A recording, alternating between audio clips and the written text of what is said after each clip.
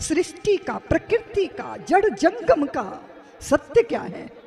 सत्य की आराधना करने वाले, सत्य के अन्वेषी, सत्य के अनुगामी सत्य का चिंतन करते हैं। भागवत किस तत्व का निरूपण करते हैं? सत्य का। क्या है सत्य? आपके गले में पड़े हुए गहने सत्य हैं क्या? आप कहोगी दीदी माँ वो गहने तो अभी मैंने कंठ का हार बनाया, थोड़े दिनों बाद तुड़वा के कानों के कुंडल बनवा लूंगी। आभूषणों का रूप बदलेगा, आभूषणों का रंग बदलेगा, आभूषणों का प्रकार बदलेगा, आभूषणों का नाम बदलेगा, लेकिन आभूषण जिस स्वर्ण में है वो स्वर्ण क्या है? सत्य है। उस स्वर्ण में गहने पैदा होते हैं, गहने टिकते हैं और गहने लय हो जाते हैं। समुद्र के अगाध छाती पे उठी हुई तरंगें, महोदधि है वो, और महोदधि और तरंगों में कोई फर्क होता नहीं। और तरंगें अगर नाम रूप से अलग दिखती हैं तो उनका कोई अस्तित्व सागर के बगैर होता नहीं। तो क्या है सत्य? गुरुओं ने कहा आदि सच, जुगाद सच, है भी सच, जो पहले भी था, जो अब भी है, जो बाद में भी रहेगा। सत्य वही होता है जो पहले नहीं था, अब है, बाद में नहीं रहेगा, उसे सत्य नहीं कहा जा सकता। क्या है सत्य? आदि सच, जो पहले था, जो बाद में भी रहेगा और जो अब भी है, सत्य वही है। सत्य कभी बनता नहीं और सत्य कभी मिटता नहीं। सत्य में नाम रूप से बना और बिगड़ते हम देखते हैं। इसलिए हमारी आसक्ति किससे है? किससे है आपकी आसक्ति? नाम रूप के जगत से। अर्थों में गृहीत जो अन्वय और व्यतिरेक है, संसार की उत्पत्ति, संसार की स्थिति और संसार का संघार, सब एक सत्ता में व्याप्त हो रहा है। इसलिए हिंदुओं का चिंतन अद्भुत चिंतन रहा। अन्य धर्मों ने ईश्वर को अगर जीवन माना तो वो मृत्यु नहीं मान पाए। मृत्यु, ईश्वर कैसे हो सकते हैं? मृत्यु, उसके लिए शैतान की कल्पना की है। पर हमारे ऋषियों ने हमें ईश्वर में त्रिदेवों का दर्शन कराया। जो प्रकट करते हैं वो ब्रह्मा, जो पोषण करते हैं वो विष्णु, और जो लय कर लेते हैं वो शिव। जगत जिसमें बना, जगत जिसमें स्थित है, जगत जिसमें टिका है, वो क्या है? सत्य है। और उस सत्य का दर्शन करवाते हैं पुराण, भगवान की पावन कथाएं। बहुत प्यारी अद्भुत दृष्टि भागवत से हमें प्राप्त होती है।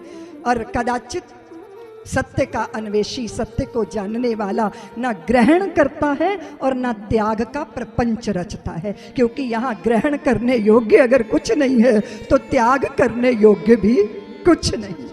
सागर भला तरंगों का क्या त्याग करेगा? सागर भला तरंगों को क्या ग्रहण करेगा? उस सागर में ही तरंगे पैदा हुई, उसी में नाची और उसी में उनका लय हो गया। ये दृष्टि है।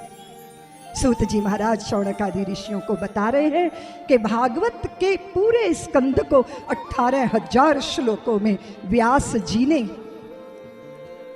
निबद्धित किया। 18,000 श्लोक, 12 स्कंध। देव ऋषि नारद से वो प्रेरित हुए। सूत जी ने कहा, सूत जी से पूछा गया शौनकों ने कि ये बताइए देव ऋषि नारद तो कहीं टिकते नहीं, फिर वो व्यास जी को कैसे मिले?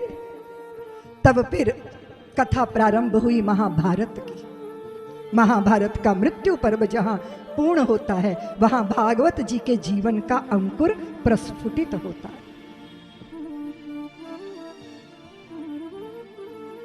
हुआ क्या?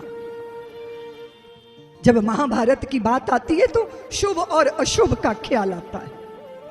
लोग मुझे पूछते हैं दीदी माँ किसको चुनना चाहिए? चुनाव किसका करोगे? कोई मेरी जाति का इसीलिए? किसी ने अधिया पौआ दे दिया, शराब की बोतल पकड़ा दी, इसीलिए?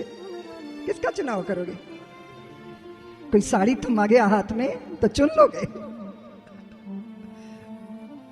जब आप चुनाव करते हो तो आप ये नहीं देखते कि ये मेरा लग्गू भग्गू है, आप देखते हो कि इसमें रामत्व है कि नहीं, सद्गुण है कि नहीं, पर दुख कातरता है कि नहीं, ये अपने से ऊपर उठकर समाज के लिए सेवा में तत्पर होने की इसके अंदर भावना है कि नहीं, तभी चुनाव करते हो ना।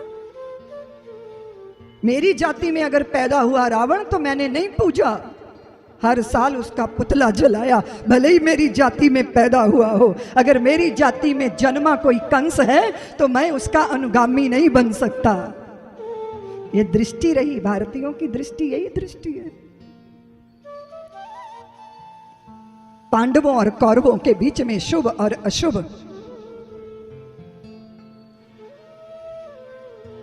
भगवान किसके पक्ष में खड़े होंगे, किसके पक्ष में खड़े होंगे। और कदाचित कोई भी सज्जन पुरुष किसके पक्ष में खड़ा होगा, बताओ देवियों, आप किसके पक्ष में खड़े होंगी? किसी अत्याचारी, किसी अन्यायी के पक्ष में आप खड़े हो सकती हैं क्या? जीवन के अंदर भी जब पक्ष और विपक्ष होते हैं, मेरी चित्त में, मेरे मन में जब उद्वेलन चलता है, तो फिर मुझे देखना पड़ता है कि मैं किस विचार का पक्षधर बनूं। महाभारत बाहर नहीं लड़ा गया, महाभारत बाहर लड़ा गया था, किंतु महाभारत तो निरंतर हमारे चित्त में चलता है, हर पल चलता है। श्रीमद् भागवत महापुराण की ये पवित्र कथा हमें दर्शन कराती है